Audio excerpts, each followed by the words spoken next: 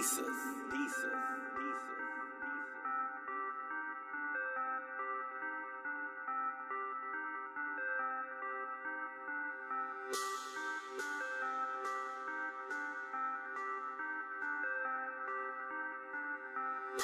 your tracks. Purchase your tracks today. Today.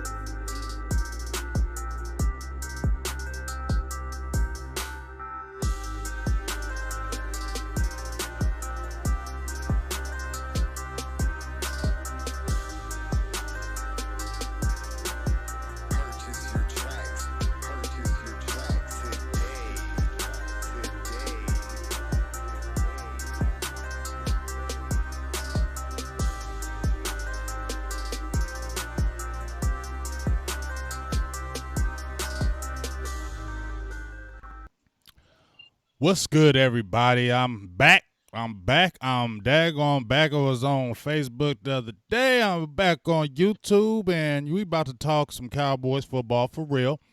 And I said, you know what? I've been doing a round robin, been trying to holler at everybody on the football tip. I said, man, let me holler at my dog who be cutting it up on the ones and twos with the video breakdowns. Akoye Media, how you doing, sir? Man, you already know I'm good, man. One and only in Akoye Media, man. I'm glad to be back on the show, man. I think you guys had me on during my rookie month. Like, first month actually making That's videos. when you was going hard in the paint. Everybody was going hard on Akoye. They was like, Akoye Media. I'll take all that. Though. I know. You was loving it. So you was like, loving that. Who won it? Let's go. I'm always ready. You feel me? So what's up, man? It's good to talk to you again. It's good to see you.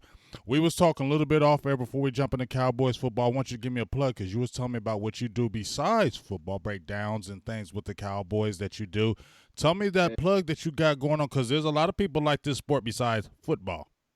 Oh yeah, man. I was telling you that my passion. I don't say true passion. I would say if there was a 1A, then my 1A passion versus 1B or 1AA would be boxing. I had the pleasure and have been blessed to be able to work with Julian Williams and his team and his camp leading up to the Herd fight. And that stemmed from a relationship with, shout out to N2 Boxing on Facebook for those of you who watch us there, but INTU Boxing on Facebook, Jamil Parker as well. But I got to fill in for Jamil Parker at Madison Square Garden, where I met some guys who fight out of Morocco. They wanted to come to the States in January, and I said, if you guys make it to the States, I'll train you. You know, and they're pros over there. They had extensive amateur careers. One of them is named Anas Masoudi. I'll tell you guys how to spell it someday. But it came in January. They kept their word, so I had to keep mine. So that kind of derailed a lot of my breakdown. So sorry you guys haven't seen me as much as you like. But trust me, it's not because I'm lazy or falling off. It's actually the opposite. So been a lot more busy than I was last year, where I could just kind of coast, sell some real estate, rent some properties, and fall back and make videos all day long. You know, I have a newborn now. She's 10 months old now. Congratulations.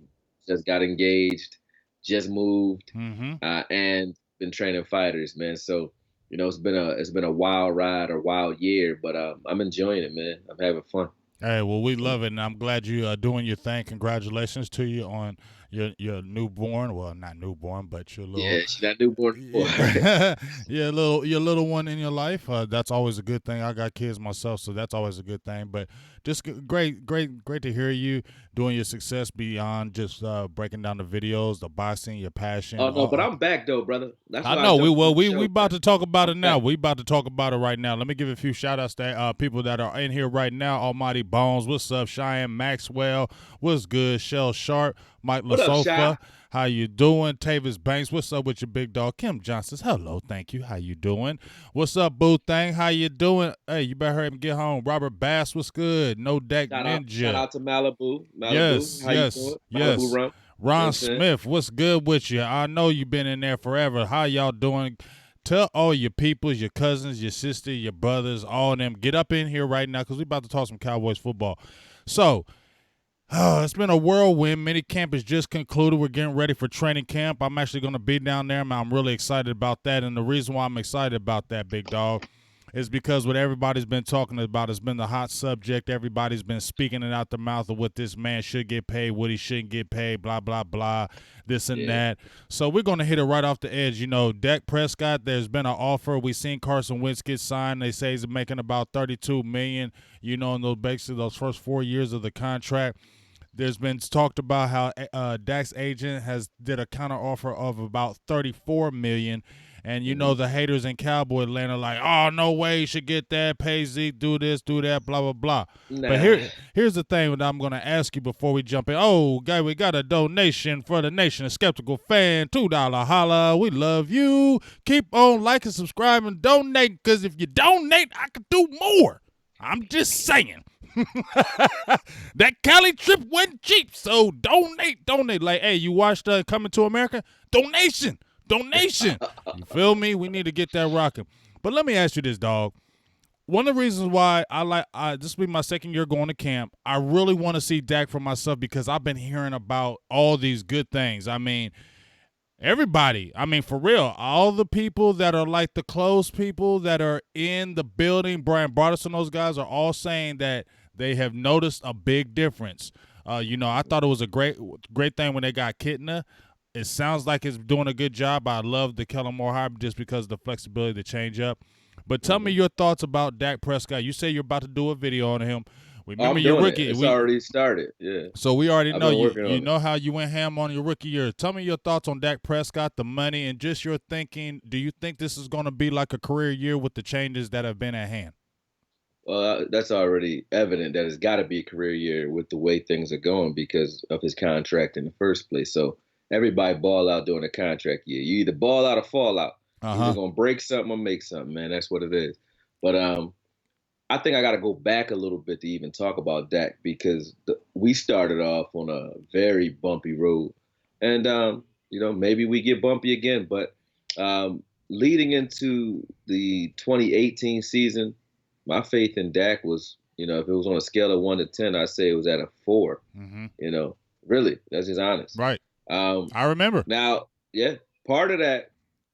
Now looking back and just watching other quarterbacks, I've been watching other guys like Goff. I watch a lot of Jared Goff just to get an understanding for why they were successful over there, why the Rams went so far, and watching how McVay was able to simplify that offense and use different things like the jet sweep and a lot of cross patterns or dissecting or intersecting, routes. In order to throw defenses off and make it so that Goff never really had to read the field. He would read one area of the field, but all of the routes are intersecting just at different times. So he knows that, if he doesn't have that shallow cross, he has the slant above that. And if that doesn't work, he has a deep post developing in the same line of sight. So when he was able to do that, he was effective.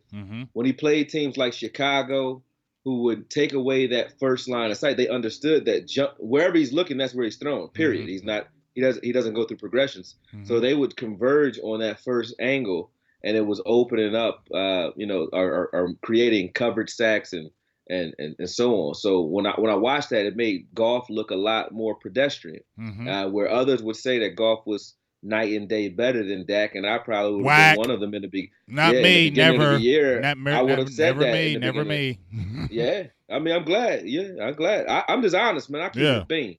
I keep it a bean. I ain't gonna I'm keeping bullshit it big too. I just just because got. I'm switching now. Yeah, I You keep it a feel me bean. though? I just never Yeah. when I saw Golf came out, when I saw Golf, I just feel like, he was just a great hype to me. I'm not saying he's a bad quarterback, but I mean, he was shitty under Fisher, so I didn't think he was. you feel I me? didn't think he was much of anything until McVay. But even last year, just watching the way he balled out, it was like, okay, we thought it was. I thought it was more than what it was. I think Linehan's stagnation or his the staleness of his offense may have helped Dak a lot more than people think.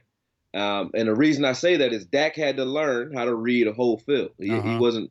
He had to read. He had to go through progressions for real. Right. And while he was doing that, we were watching him get plastered all last year, Mm-hmm. right? For most of last year, at the beginning. Now, if you have someone who had to learn things the hard way, as he did, when you bring someone in who will simplify it for him, and hopefully Kellen Moore and John Kitna, that combination, hopefully that pays off in that effect. But when you bring in someone who can simplify that for him, you might get something great. And the reason I think that is when you look at Dak's numbers versus Wentz, and he has a great argument for why he deserves his money. I think he has like 67 passing touchdowns to 25 interceptions, 32 some odd wins and 16 losses in 48 games, I believe it is, or something like that. I'm not sure how many games it was. I think it was 48 games. But then on top of that, yardage is comparable. QBR is better.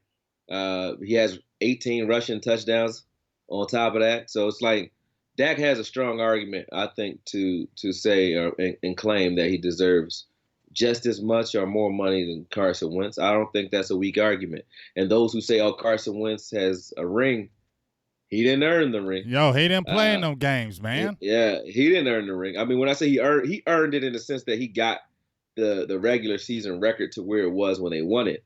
I don't want to take anything away from that. That's important. But, I mean, he didn't actually play in the Super Bowl and earn that ring that way. So, that's that you take that with a grain of salt. So, like I said, for me, the journey of Dak has been a real one, man. It went from being kind of flat, fizzled out, a lot of emotions associated with Dez and his departure, a lot of emotions associated with the stagnation of the offense in 2018, not having a real number one. And then comes Amari Cooper, who I think kind of exposed Linehan. He didn't make Dak better, I don't think. I think he exposed Linehan. And the reason I say that is you saw that Amari Cooper wasn't coming in. It wasn't like the play calling got different or got better. No, Amari Cooper just he'll catch a slant and run to the house with it. Right. So it showed that Linehan's offense is too dependent upon the talent of the receivers. Like if you can't get open, you can't like shake a guy and get 5 yards of separation going on a fly route, you're not going to get anything in Linehan's offense.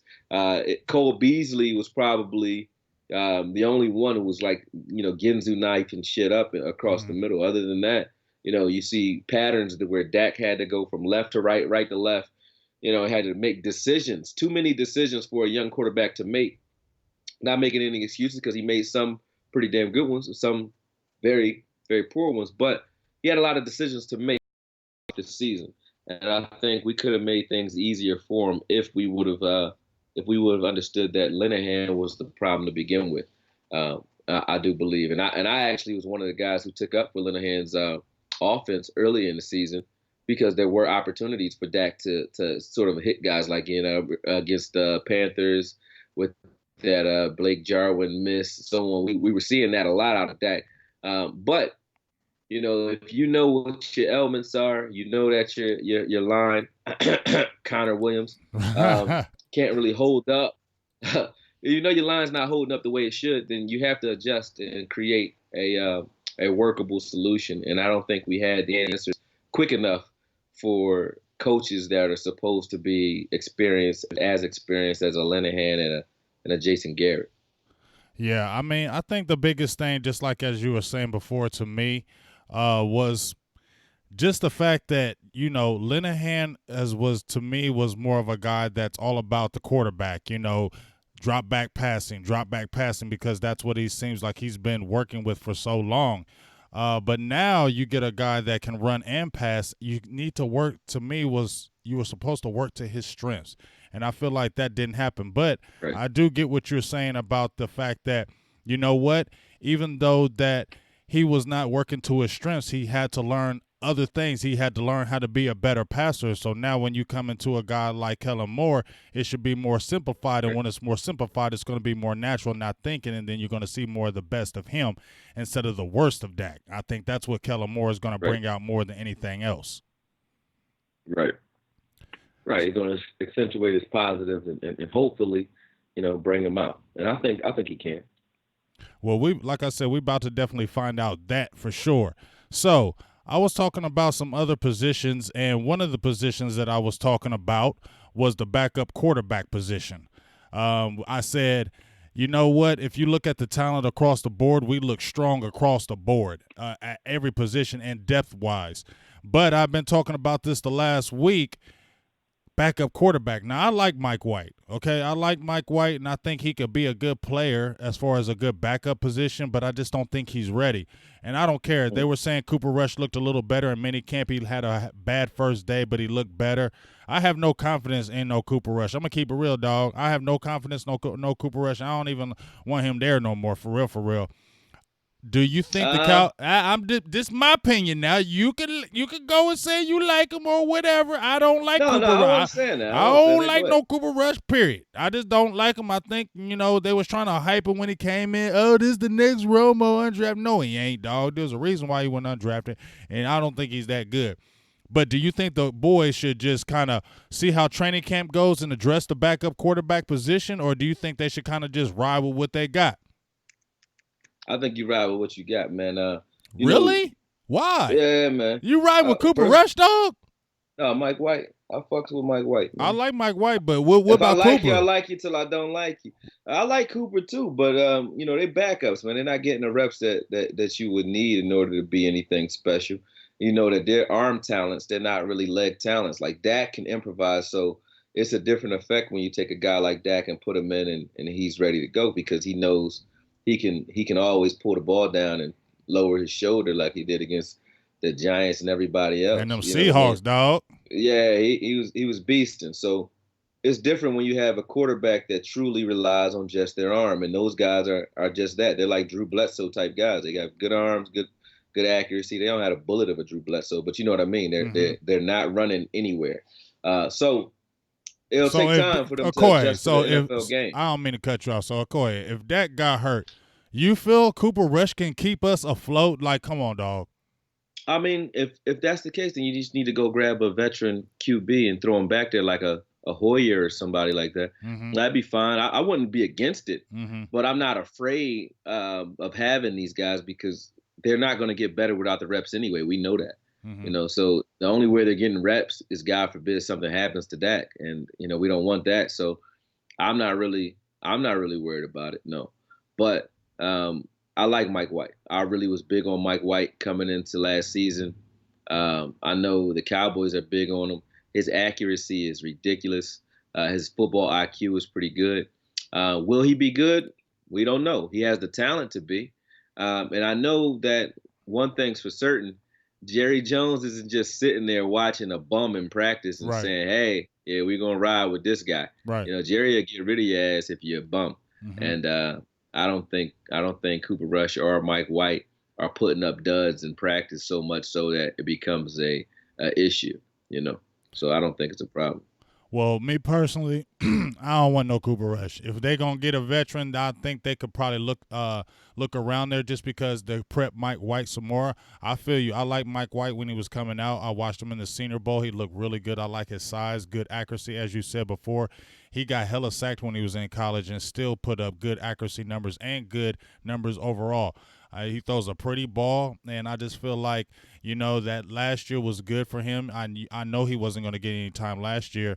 I really am interested to see how he's going to do in camp this year. I'm sure they're probably not going to play Dak too much in the preseason, so we're really going to see a lot more of Mike White, and I think they're going to really push to play a lot of Mike White. So I think it's going to be real interesting in camp. So this, to me, is going to be a really big training camp for a lot of players, but especially like a Mike White and some other players like a Schultz, Dalton Schultz, Blake Jarwin toward the end of the season, where we want to see those guys, LVE, those guys in year two, Covington, linebacker from Indiana. We want to see what these guys are looking like in year two.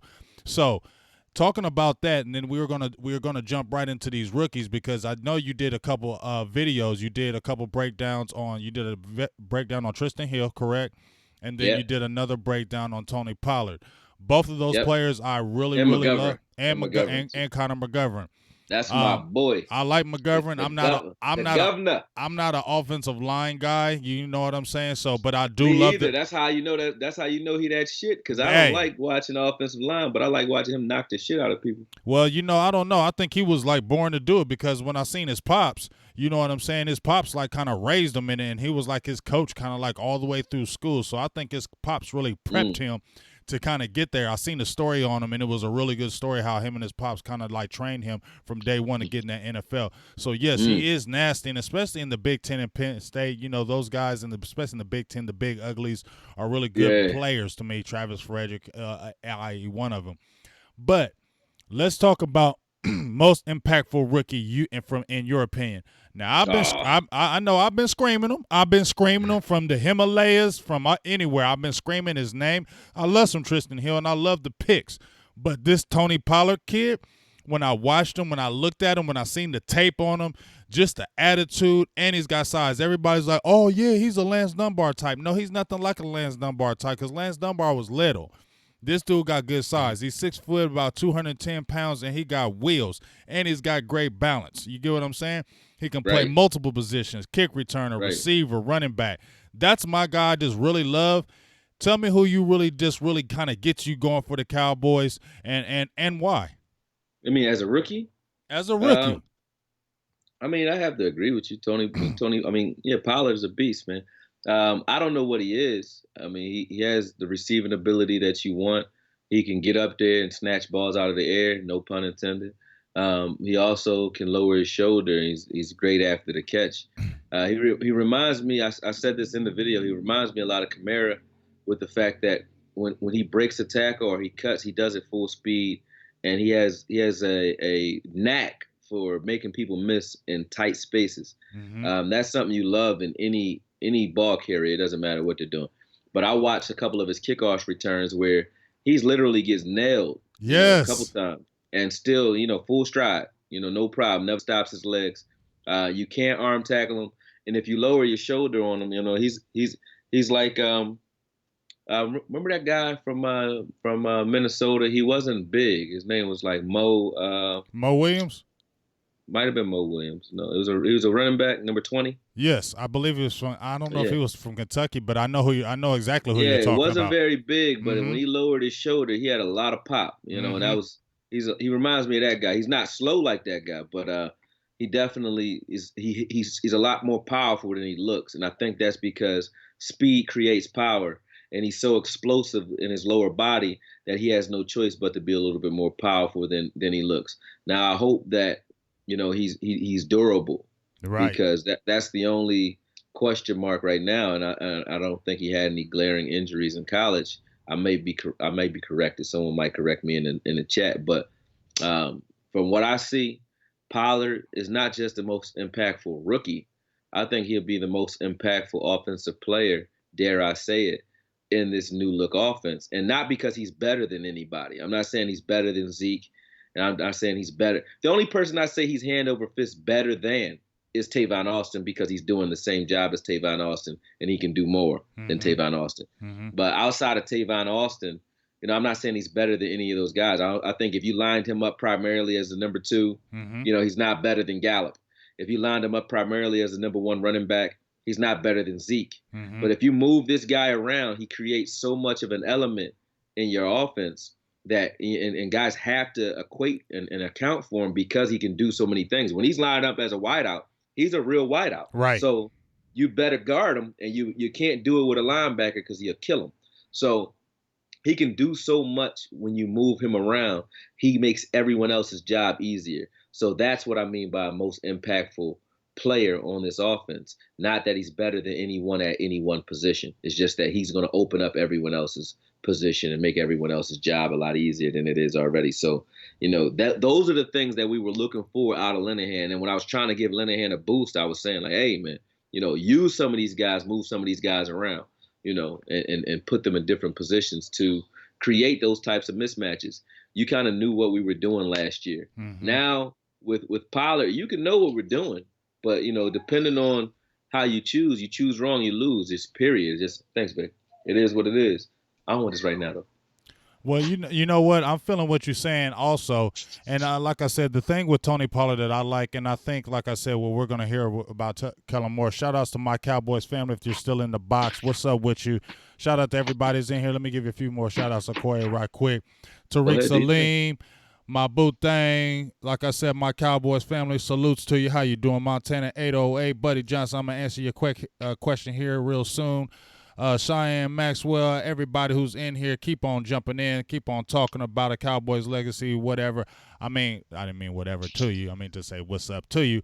But like I said, Kellen Moore, when we're going back from Scott Linehan to Kellen Moore, I think, just the thing that really excites me about, where you're talking about the offense and Tony Pollard, Right.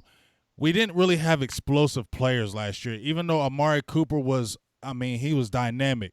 We needed explosion to me, and I think that's when Kellen Moore said this is kind of like my pet pick with Tony Pollard because, just like you saying, I think Tony Pollard offers explosion.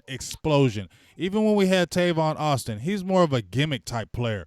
You have Tony Pollard where you can I can put you at running back. I can slide you out a receiver. I can do it, and I feel like that explosive element is something that we didn't have. Like when we come to the line of scrimmage, you weren't really scared of our guys. You knew Amari Cooper, okay, well, let's kind of roll that coverage. But you weren't scared of our guys. You feel me? I don't feel like they were just scared of our offense because we didn't have that dynamic speed. Like, shoot. I beg to differ, though, right? Like, I don't think we did. I think Amari Cooper, you got Zeke. Who else do we have that was explosive? I mean, I'm going to give you an analogy and make it real easy for you, right? Now, you're probably scared of the Patriots, right? Well, I ain't scared of them. I ain't scared of them. I mean, most people respect the Patriots. For sure. No matter who they have lined up at wideout, right? Mm-hmm.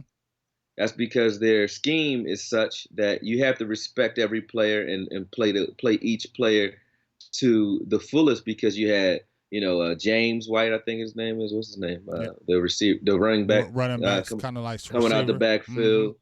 You had Sony Michel for a little while before he got hurt. Then you had who at receiver?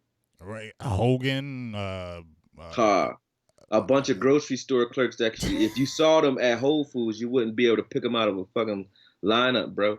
Like, so that's what I mean. But you still respected them because the scheme. So I think like it's kind of and I think I agree with the receivers from last year because Tavon Austin he was blowing the top off of teams before he got hurt. Cole Beasley was open all year. He wasn't lying when he said that. He's always open.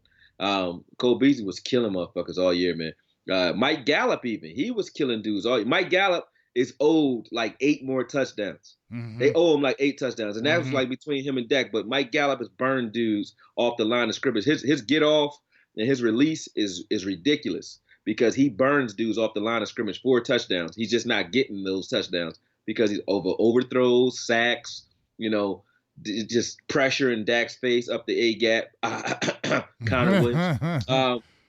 Those things kind of prevented those guys from being who they needed to be. So I don't think that we had a lack of explosiveness at all. I think Amari Cooper was just that much better where, he added an element where you had to really respect that side of the field wherever he lined up because they knew that Dak was going to dump that ball over to him. So once Dak started to target him more, that showed up on film. Now, okay, he's targeting Cooper. So if he's targeting Cooper, everybody else is going to have a field day when you roll that coverage. So that's what was happening. And I think that was the intention of Scott Linehan and Dak at that time.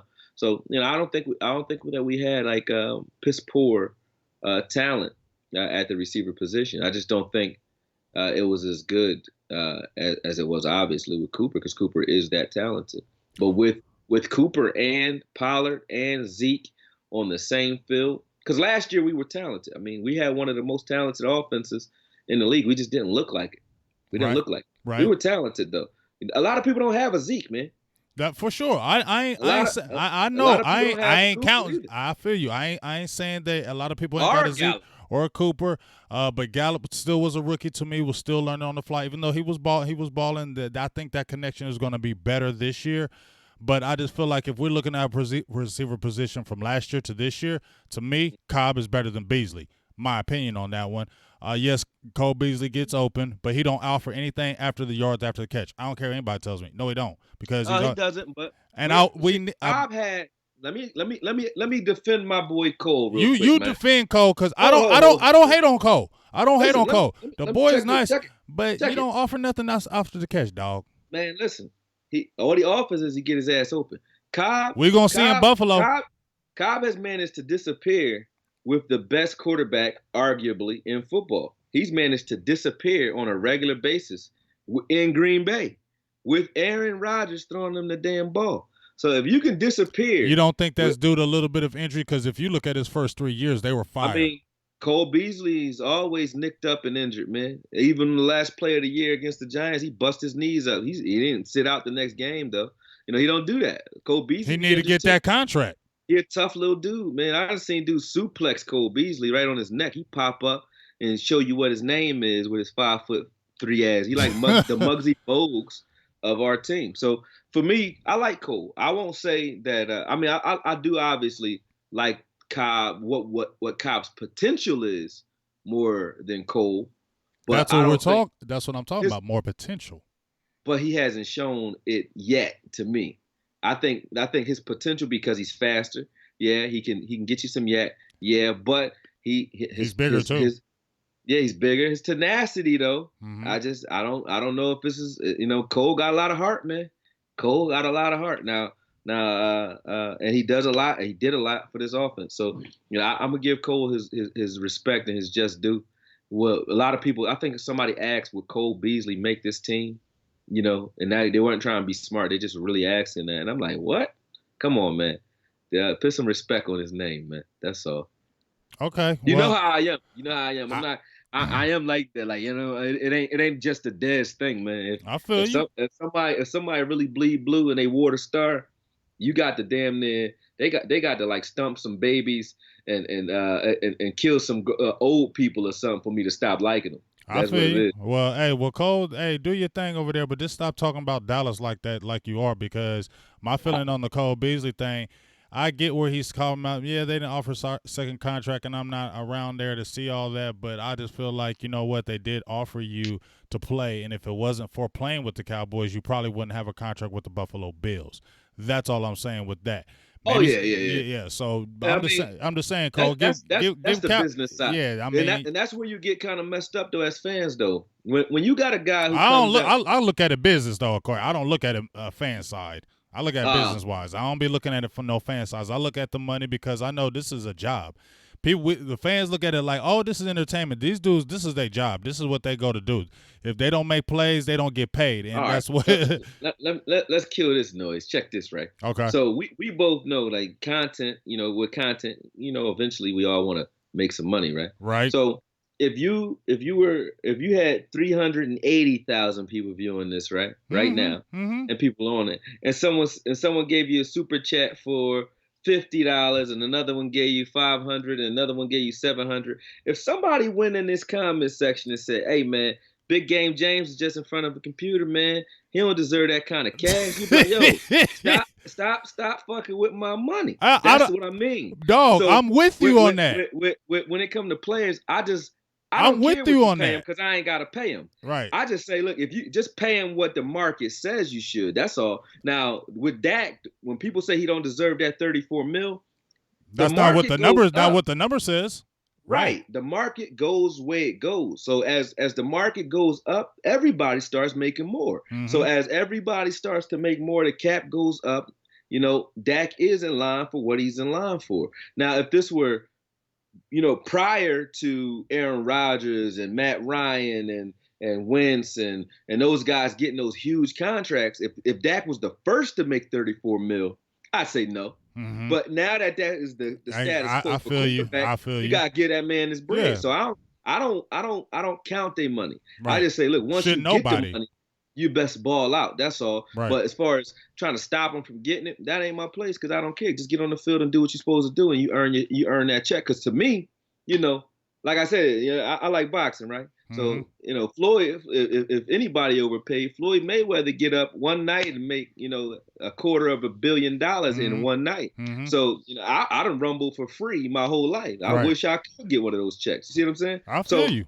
I just learned it's a slippery slope when you start getting into the business side. So with Cole, I don't think Cole is coming at the Cowboys as much as he's coming at the Cowboys front office. Those are two different dynamics. The fans, I don't think the fans should really get into that because Cole's not attacking us. He's not attacking fans either. He's attacking Jerry and whoever got the purse strings. He don't give a shit about anybody else. I feel that. Well, I'm going to ask you a couple questions. We got a couple questions here in the chat box right quick, and I'm going to answer a couple as well. So you tell me what you think about this, okay? I got people Zeke let me answer this one because a lot of people are talking about Cedric Wilson. My thoughts on Cedric Wilson, I need to see him. I need to get to camp to see him. Why do everybody keep talking about this bull, man? I don't know. But you know why? Because he's from Boise State. Keep it real. He's from Boise State. He gets that. Come on, dog. The Boise State plug. They get that natural. I understand that with Jerry and our scouts like Boise. But that's cool.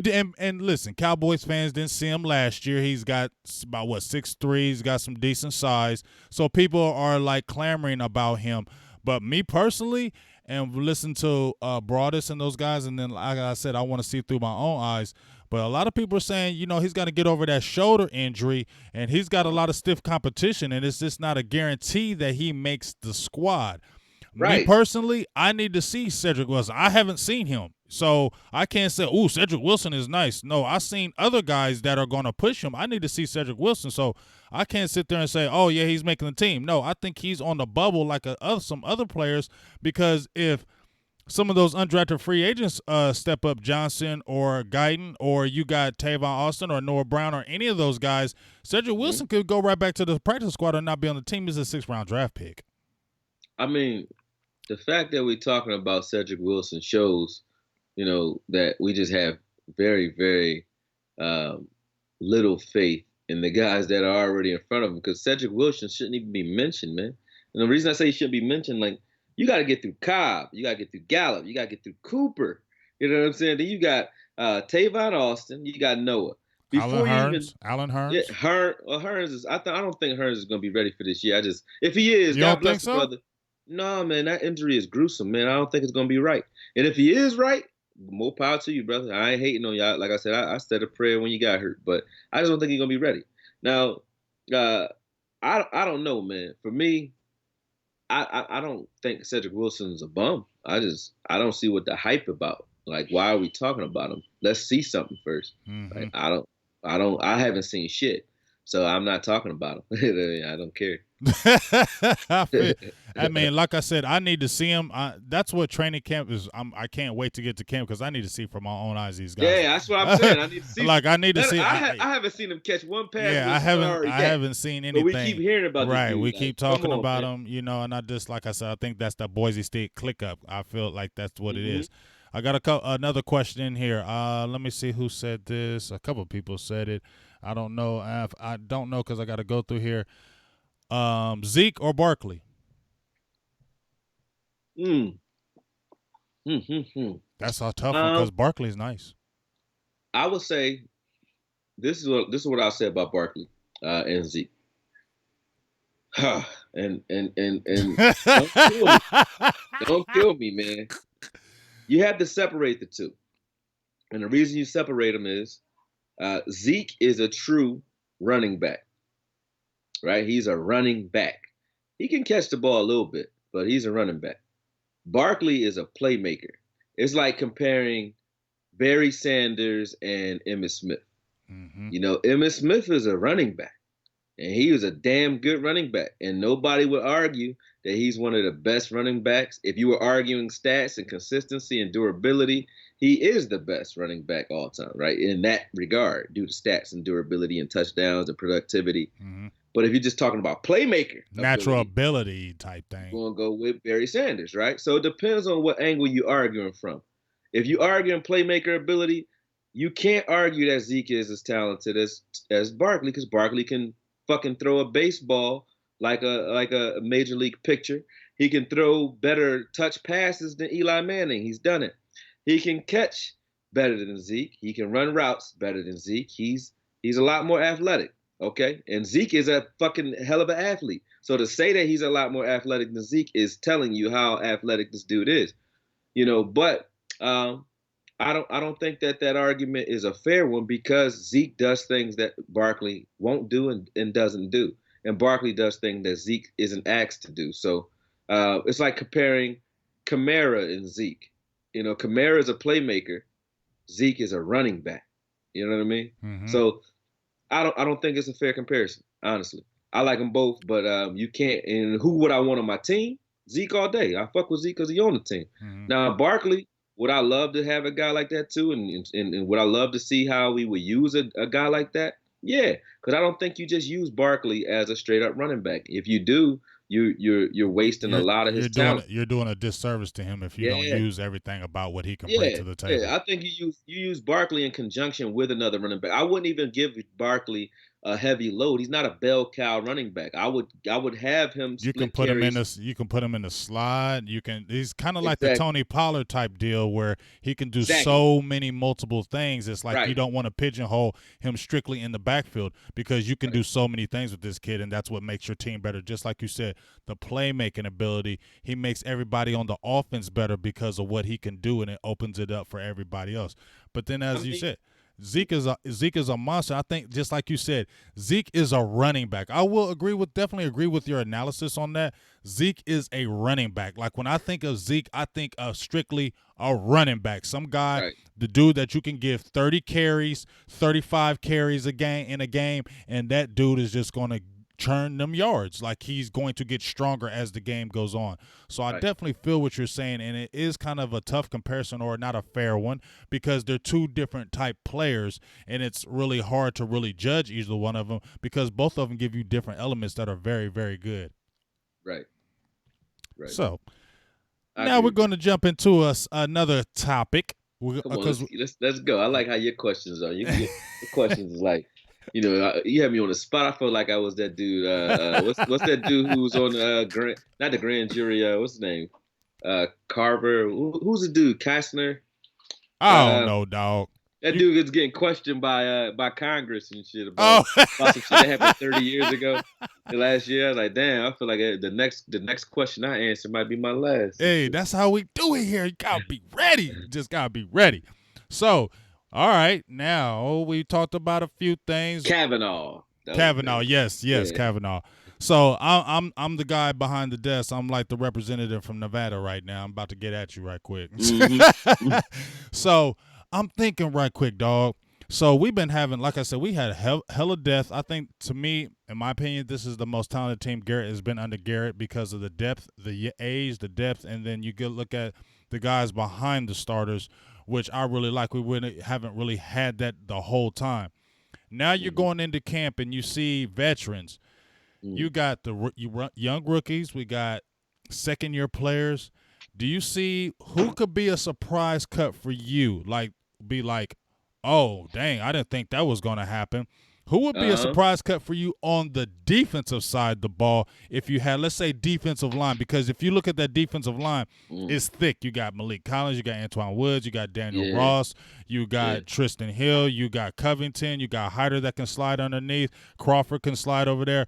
Who would be a guy? Who would be a guy on that line? You'd be like, dang, he got cut on a line. Crawford. That would be a shocker if Crawford wasn't here. That's the only one I would say is if he got cut, would you be like, dang, why did we cut him? No, I wouldn't be like that. I would understand. He's been here a while, and we have young guys who also have motors. Now, he's like, he's not as productive as he seems. Well, no, he's a lot more productive than his stats would say, is what I really mean to say. But he causes a lot of disruption in the middle of the field, and he can move around a lot. But we have other guys who are versatile as well. And when you're bringing in young talent that's real, like Joe Jackson, like the kid that we drafted, that's true right end. I forgot what his name is. Forget. I forget. Oh, Honestly. the Jokes.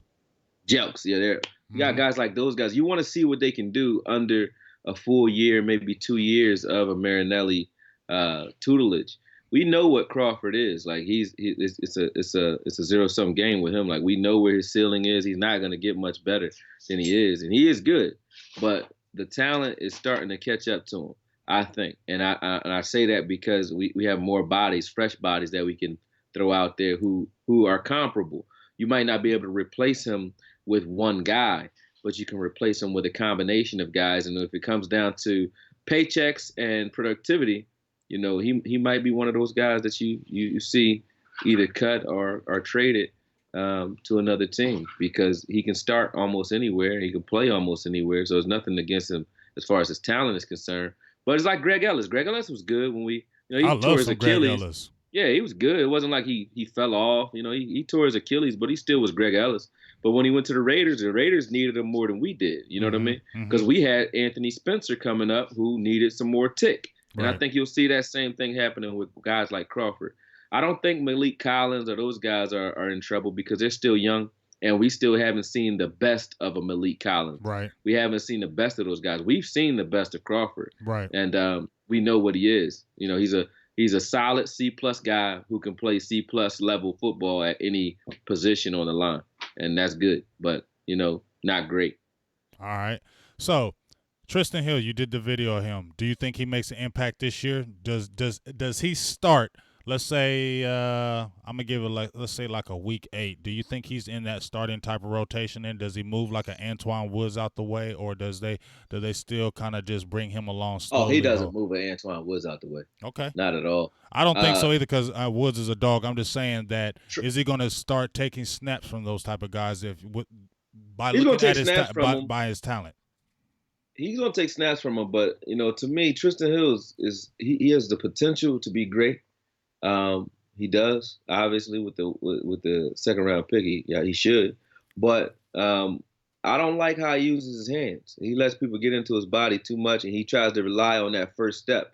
That's really all he has, is that first step, which is a lot to have. Ask Randy Gregory, but I think that he needs to develop a lot more before we start asking how much time he's going to take away from guys like Antoine Woods. Now, I think Tristan Hill, if brung along correctly, he's another Aaron Donald type guy. He's just a lot bigger. But when I say Aaron Donald, I mean he's explosive and he can move. For a big guy, he can really move. His change of direction isn't as crazy as you like it to be, but his get off is crazy. So, I think mid-season, maybe you start seeing him on the field a little bit more. Maybe you start asking like, who's that guy, whatever number he's wearing, whose number, whatever. 79. But yeah, that's not gonna be his number. That's please don't let that be his number. He's like, he might as well get back on the fucking tractor. You know what I'm saying? Yeah, go back to Iowa, right, or some shit with that corny ass number. But excuse me, Leon Lett has 78 though, so I guess that's not too bad. But yeah, I think he can. I think he can ball out for us though. I know Rob Marinelli is gonna do what he does with him. It's gonna come down to Tristan Hill's work ethic, and if his work ethic is where it needs to be, sky's the limit for him. So maybe, but not Antoine Woods. I think he'd probably rotate more at the 3 tech than 1. Okay. Antoine Woods is where we need him at the 1. He's an anchor. He's going to rotate with Collins and Crawford at that 3 tech, though. I think he's already etched in for that regardless. Okay. All right, I'm feeling that, and I think that's going to be a good thing. I'm excited to see Hill, and I think he's a pet cat for Marinelli. And just as you said, doesn't have maybe a lot of moves, but that get off playing under the tackle position, that get off is huge playing that position. And I think with the tutelage of Leon Lett, and then you have a Marinelli who really loves those type of guys he can just really mold, and I think Hill's just really soaking up the knowledge that Marinelli is going to give to him. And I think that's why it was a great pick, because Marinelli is going to bring the best out of him. Also, now I'm going to say one quick thing about, everybody. I've seen a few people talking here. Shout outs to my dogs, Gambino, Cowboys legacy germed ahead. Hey, if you want to subscribe, go ahead and subscribe. Like and subscribe. Silver and Blue Nation, Akoye Media. If you want to donate. Donations. Remember, donations. We need it, just like everybody else.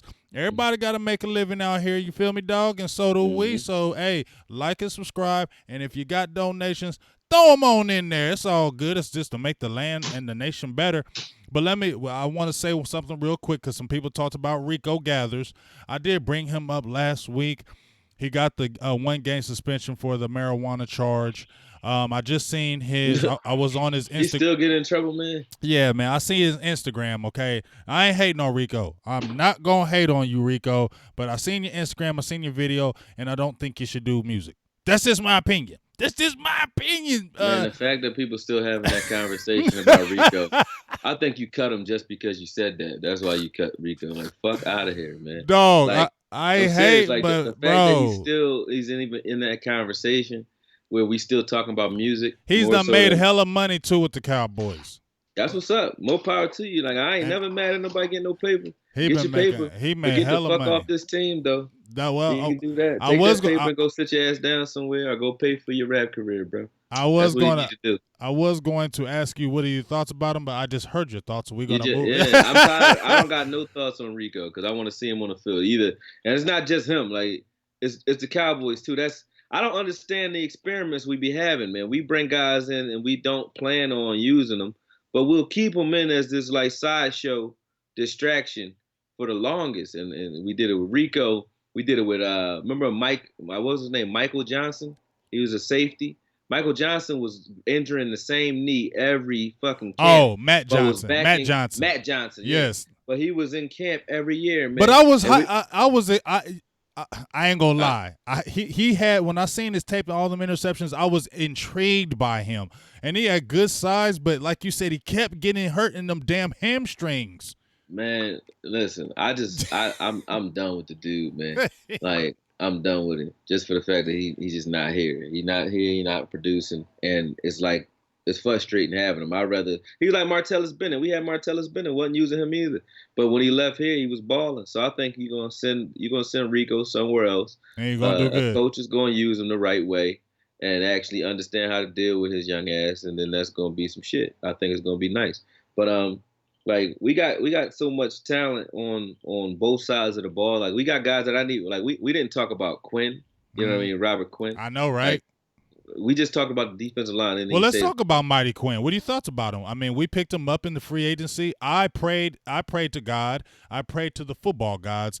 I'm telling you, Corey, I prayed to the football gods before anybody was talking about. I'm going to take the credit to this one because when nobody talking about no Robert Quinn with the Cowboys, and I was throwing it out there in the air like, hey, why don't the Cowboys look at him? Because I remember watching Miami, how they were talking about toward the end of their football season, how they were going to probably move on from him. And I was like, man, that would be a great addition because I always liked him when he was at UNC, even with the Rams. I was like, man, that'd be great. Him on the right side, Lawrence on the left. We pick him up, and I think him and Tyron Smith going to be good battles. What do you think about the Quinn? Do you think he can be a 10-sack guy with the Cowboys? He's on a 1-year deal, and you know how they play in them contract years.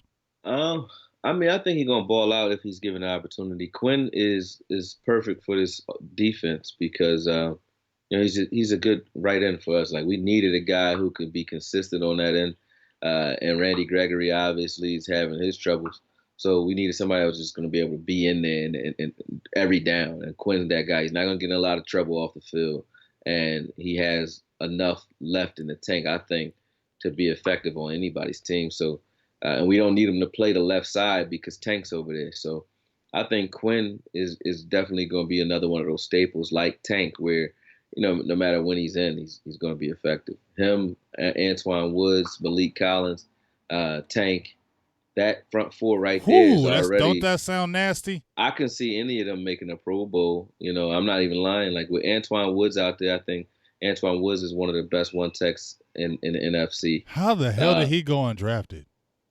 I guess at the time people weren't looking for refrigerators. They were looking for, sexy, fast defensive tackles with Aaron Donald type ability.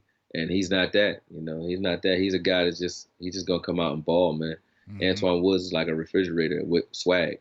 Yes, and I love his swag. I mean, he's gave the Cowboys swagalicious like no other. I mean, he's just kind of took over like the Cowboy mantra. So every time I see Woods talking, I always just want to listen to him. I got to interview him last year, and the dude just seemed, I could just say I call him Too Hood Woods because I'm like, yeah, you just hood dude. But I love that kind of. That's why I like him. I That's why I love that say he's a mentality. refrigerator with swag. Like Yes, Woods, yes, Woods he will hood. sack you. I mean, he'll sack you and slap the shit out you. He don't care, man. You feel I me? remember when we were playing Jameis Winston. He ate the W in front of Winston face, man. I was like, that bull disrespectful, man. He got dudes that want to go to the locker room and rumble him, but they scared. Oh yeah, and he like I said, he's ready to get it in, whatever. So, and just how you said, Quinn, Antoine Woods, Malik Collins, DeMarcus Lawrence, and then we ain't even talking about guys that could come in and sub for him. I want to see a Man, Doris Armstrong Jr. Yeah, Crawford, Dorrance Armstrong, I didn't name Tristan Hill in that. You know what I mean? So You still got guys. Taco in the fold too. Oh man, Taco needs to go eat some tacos. I just think throw him Taco in there need to gain some weight and and go become like in the side. yeah, be like our next David Irvin. Let's put He's on soft like though. I ain't mean, saying he's soft, but no, he ain't soft. He just ain't got no motor. Taco he don't know what to do after the. I think he a little, and I don't mean slow like slow mentally slow. I think he's slow to read the game. So football awareness slow. Yeah, he doesn't read as fast, so he don't play as fast because he's not reading fast. Like he's out there countering rather than preparing for what's to come. Like he's countering after the fact, and football's too fast right now for you to react that slow. So Taco is reacting slowly and watching the play develop after the fact. When you don't, and that just shows he doesn't do his homework. When you don't know where the play is going, you can't get there before the offense. They automatically know what they're trying to do. Mm-hmm. And if you haven't done your homework, you can't beat someone who knows where they're going to the punch. You can't beat them to the punch. Taco is trying to read and react after the play starts. This is not college. You can't rely on your athleticism every play and do that. And that's what he tries to do, and it doesn't work. All right, Jeff Heath, does he keep his starting position this year? I'm going to say yeah. You like Jeff Heath? I think Jeff Heath has a little of everything you want in a safety. And that's why, yeah, he's that guy who is like, unless you got a Pro Bowler to put in front of him, shut up and keep him. That's what he is. Unless you got a Pro Bowler to put in front of him, like, yeah, if we would have got Earl Thomas, okay, yeah, he doesn't play. But other than that, you don't get a guy that's like a Pro Bowl status, whether it's in practice or not. But if he can ball out, yeah, get him out of here. But I think Woods and Heath are going to remain our starting safeties regardless. I don't see anybody taking them out. Now if they get injured or they bum it up for whatever reason, yeah, you might see somebody else get an opportunity and maybe they keep it. Like George Ioka, he might do pretty well. I like him. He's a hitter, but Heath's a hitter. George Ioka's a better hitter, but Heath has more range and is a better coverage guy. See what I'm saying? He has a little bit of what you want in a safety, whereas when you bring in guys like Frazier and Ioka, they're better against the run. But is Heath as good against the run as those guys? No, but he's better at pass coverage. So when you have him out there, you don't really know what the defense is doing because Heath can play free and strong. He's interchangeable with that, and so can Woods. So when you have those guys out there together, you have a lot more versatility defensively, and I think a little bit more so with Woods than Heath because Woods can actually cover a little bit better in man coverage. But Heath has just as much range, if not more, than Woods. He's a little faster, I think. He's ranger in regards to his jumping ability, his explosiveness. Like he just has to. I think Heath's problem is between the ears, and I'm not talking about his intelligence. I mean his confidence level. Yeah, you got to just pump up his confidence level and really just decide that he wants to be that next level player because he has all the tools to be that next level player. And I know a lot of people don't like Heath because of that Rams game where he just let Goff run right by him. Those things really did happen. Those things really did happen. So you can't take that away from his resume. But you also have to add to, just as impactful as and as depressing as it was to watch Goff run by Heath, it was just as exciting to watch Heath knocked the shit out of Carr Right. out of balance and forced that fumble. Like, and so you got to give credit where credit is due with Heath. I'm not saying, keep him and leave him in the starting position without competition in the offseason. But as far as right now, I don't see who's on this roster that's going to take him out. I just don't see it. Well, as I said before, I got a bet, $100 bet for somebody he's starting week 1. So I need him to start week 1 so I can get my $100. Anything can happen after that is cool, but I need week 1 starting Heath because I had a bet the year before that he wasn't going to start, and I lost $100. You feel me, dog? Mm-hmm. So this year I'm betting on you, Heath. So that's one dude you don't bet against, man. I'm betting on you, Jeff Heath. And like I said, I made a quick video about calling him the new Bill Bates. I watched Bill Bates back in the day, and some people are like, man, don't be comparing him to Bill Bates. He's a legend. I'm not comparing him to Bill Bates in that Bill aspect. Bill Bates is a legend for what? Coming down the field and smacking. I mean, you played 15. I know you played 15 years, but I mean, and there was a little 3-year run where he had a pretty good, like, between from like 86 to 88. He had a pretty decent 3 years. I mean, was averaging about 87 tackles. He had 1 year where he had 124 tackles. He had 5 sacks and 3 INTs. So Bill Bates did that? Yes. Damn.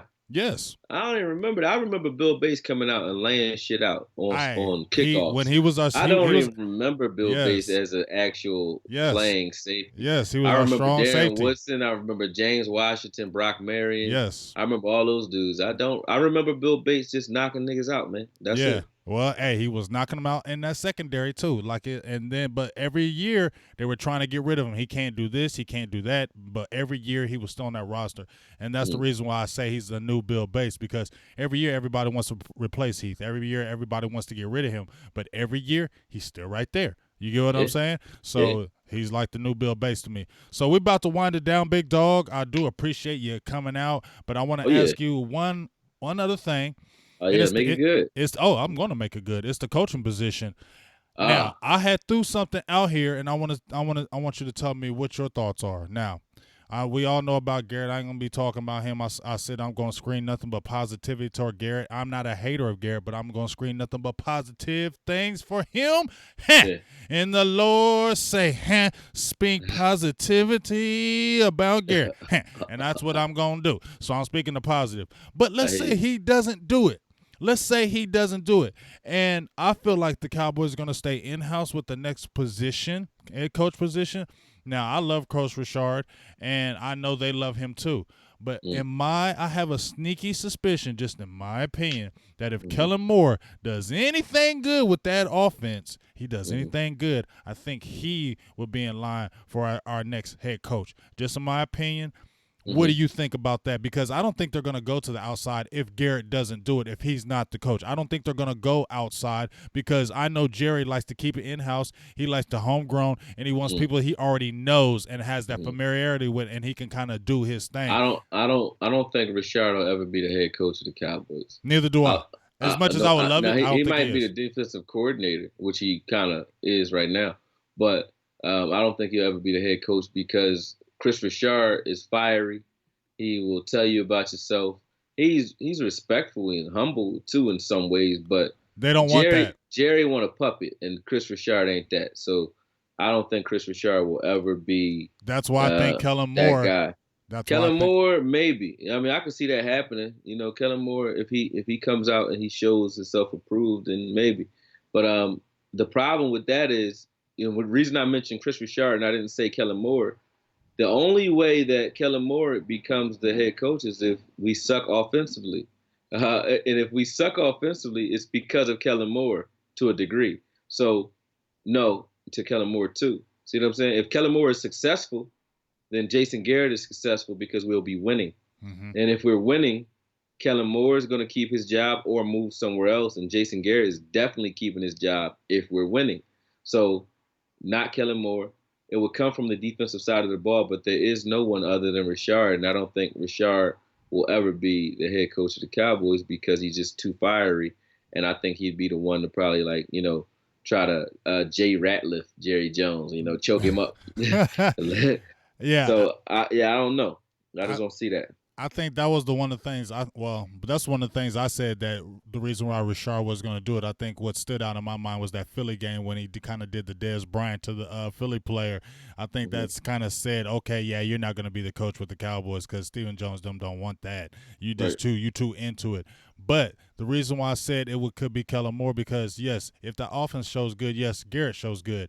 But I also think they would move Jason Garrett if just in case they would move him to a front office position because I think Garrett will still stay with us in some form even if he wasn't a head coach. I'm telling you, dog, and they would put Kellen Moore. I agree. Like Garrett is like he got like a sex tape on Jerry Jones or something. Because I don't get it. Like they won't fire that dude and Jerry Jones no matter what you thinking. Like he be looking at him with the side eye, but when he get on the mic, he be like, yeah, Jason Garrett is going, he cool. You know what I mean? And Jerry don't like nobody, man. He get rid of everybody. So for him to not get rid of Garrett either fucking one of his daughters, meaning like his son-in-law or something, or, behind closed doors, or he got a like sex tape or something on Jerry, man. It's no way that Garrett is just off of his own merits still as good as in his eyes as he is. Well, like I said, that's his homeboy. That's his family. He had his dad up in the system for forever. So you know how Jerry is. Once you come on that family and he like you, you ain't going nowhere, and it's just going to be that way. So we're going to see. I'm excited about the season. As I said before, I'm going to keep on talking about it because last year was my first training camp and it was awesome, but I think it's going to be better this year because last year we kind of knew positions were set. You've seen a few people that were battling for some spots here and there, but I don't think it was crazy. This year I think it's a lot more competitive. I think a lot of positions, not a lot of positions, but I think things for grabs. And if people get hurt in camp like linebacker or receiver, spots can get taken. So that's why I'm really excited to get down to training camp and see these young guys and things of that nature. But I appreciate you, big dog, coming on the show, man. We was playing tag back and forth. Hey, can you do it this day? No, I can do it this day. Can you do it this day? I do that. Hey, no, I was definitely coming though. You already know. For sure. I ain't gonna duck out. I keep my word, but it was just like it's a lot going on. So I was running around all crazy, man. But I got to get back in the swing of things before the football season started. So keep them coming, man. I'll keep jumping on with you, no problem. Yes, for sure. And, hey, tell them everywhere they can find you because, like I said, my man's got really good breakdown videos. That Dez Bryant video that you did went stupid, crazy, absolutely crazy nuts. You know what's crazy? I seen people jack that video, bro. Yeah, everybody bang with that video. They jacked that video so bad, and every time I see it and I see other people having their name behind it, I'm like, that's Akoye. They still jacking it too, but jacking it, dog. That's almost like 1 million, isn't it? No, it got way more than 1 million views. Didn't it? It got way more than that. It got like 4.7 million, I think, altogether between all the platforms that it's been on. But my point is, like, with that video, I didn't put as much time in it as I put in the others. And it's like, they love that video, but I didn't even really care when I did that video. I was just talking shit. When I started caring and actually, all right, let me make sure I know what I'm talking about and not just talking crazy. I'm actually going to break this all the way down and look. Then people started watching less. It was crazy. But when I just went off the cuff and went crazy, they loved it. So maybe I need to start cursing everybody. Just be crazy. We like you better when you're just crazy and fighting it's everybody. Like when people tell you I like you better when you're drunk. Yes. I think my fiance like me better when I smoke. She don't like me when I ain't got no patience, man. You feel me? I like it when you like that shit. I like it when you scrapping everybody. I like when I can see your face. That's what I said. I feel like I'm ready. Like, don't nobody want no smoke with me no more because now I got a name. Like, they know I'm gonna break my shit down and I know what I'm talking about. So nobody want no smoke. But I'm looking for the smoke. I want to watch the smoke. Now you can go get like dudes like Lord Brunson. Like, go get these Eagles fans that be talking all that shit. Go get one of them so I could just roast one of them or something. I'm just looking for a victim. I can't find one because no Cowboy. I don't want to even go back and forth with no more Cowboys fans, man. We cool. So okay, well I'm gonna bring some smoke. I'm gonna get some other fans out here so you could just kill them with that smoke because, like I said, I love watching you. I said, oh, here they go. They beef. There they go. They going back. The key to it, man. You can't. The key to it, you learn that here, man. You can't crack. You can't let nobody see that you taking it personal. So I don't take it personal. Yes. They can talk all the shit they want. Just know that it's coming right back at you tenfold. So when it come back at you, you better know what the hell you talking about because I'm gonna make you look crazy if you don't. And that's why I love it. So please bring the smoke. We ready for the smoke. Bring the smoke. Shout out to Mark Holmes Jr., little Michael. Yeah. Holmes. Oh my God. Y'all crazy. I didn't want to do that to him. I seen it. That was so, bro. So, oh my God, that was so funny, man. Like I seen that. I said, wow, these dudes is nuts. They straight crazy, but that's fun. That's fun. I mean, that's fun. That's my guy on some shit. I ain't got no problem with him, man. Yeah, that's fun stuff. I was actually putting together my podcast set, and he was talking shit while I was in the middle of painting, and I said, man, just for that, you distracted me from what I'm trying to put together here. Something had to get him. So now, but I'm letting you know right now. Y'all could go ahead and share that with him. I'm on Lord Brunson ass too. I just got to watch a couple of his videos so I can dig in. But I got him. Oh well, when it goes down, plus he in Philly, so if he wants smoke, he can come to the gym too. So we. Oh well, hey, I want to see all that smoke. So make sure when it goes down, hit up Big Game James and say, "Hey, dog, it's about to go down." Definitely will. Definitely will, man. But let them know where they can find you at. Even whether it's the video breakdowns, the boxing, let them know where they can find you at, and the plug. Let it all out right here before we head out. Plug, man. You can find me at Akoye Media on YouTube. I really do more personal shit on Instagram, so you can follow me there if you just want to see, daddy daycare type shit. That's all I'm doing on there is proms and babies and travel. But you can follow me on Akoye Media on Instagram if you like. Also Facebook. And Into Boxing on Facebook. That's where if you want to see any of the boxing breakdowns or tutorials that we're doing, we've been doing a lot this year when it comes to boxing and so on. So shout out to Jamil Parker and Into Boxing and those guys. That's INTU Boxing US and UK. You can follow both those pages and Hawk Smash. Hawk Smash, I like. But who say that though? That's what big said. You like 30, bro. Stop talking like that. But hey, like I said, continue to support Silver and Blue Nation. Like, subscribe if you want to donate. Please get up in there. Donate. Donations. We all about that too. You know what I'm saying? We got to make a living too. Hey, I got jobs. I got seeming like I got 5 of these jobs. I'm gonna keep on keeping a hustle. But please like and subscribe. Silver and Blue Nation, Akoye Media, continue to support us so we can continue to do our thing. Yeah, man, donate to this man. Get this channel popping, man. Let's go. Yeah, I mean, like I said, give that bread. Yes, give that bread. That subscriptions have been. Give me some bread too. If you want my Patreon, let me give him my Patreon because I don't mind. Go ahead. Go to Akoye Media on Patreon as well, and you'll find me. And then make sure. When they say leave $1, you just add some zeros behind that because I don't want no dollar. Give me 10 or more. $10 holla. I don't want no dollar. Cause let's think about it. Like I tell everybody, people be out there supporting all kind of things, and you probably don't even really support them. You just give your money away to anybody, and you probably don't even like to have the people you giving your money away to. So if you really loving the Cowboys nation and loving what you bring to the table, then donate here because we're going to only make it better. You feel me? I know your Black and Milds, your blunts, your 40s. See? Come on, dog. You just got $12 from that shit. See, you need to listen, man. At the end of the day, y'all got to let it be known, man. You need one of them Save the Children videos. We need some flies that land on your eyelid and shit. And we need some nice somber ass music. Motherfuckers. Hey ho! Hey, I didn't too happy. I didn't they mean don't believe we broke or something. We too happy and shit, dog. You gotta somber it down and say you too can save Big Game James if you donate now. You know what I'm saying? Well, I just had a big donation, Mr. Jeff Perfect with the $12 holla. That's what I'm talking about. You about to get a shirt. I'm about to give you a Big Game James shirt. I'm about to fire you. You better get my Big Game James inbox. That's what I'm talking about. See, he starts the ball rolling. You get a shirt for that? Yeah, he about to get hooked up. We get my inbox because we about to make that happen. But for real. Keep on liking, subscribing, donate to Silver and Blue Nation, Akoye Media, all these guys out here doing their thing. We love y'all. We appreciate y'all. We'll talk to you soon. We out of here, and just keep on subscribing and see when the next show is. We love you. Big Game James, Akoye Media. We out.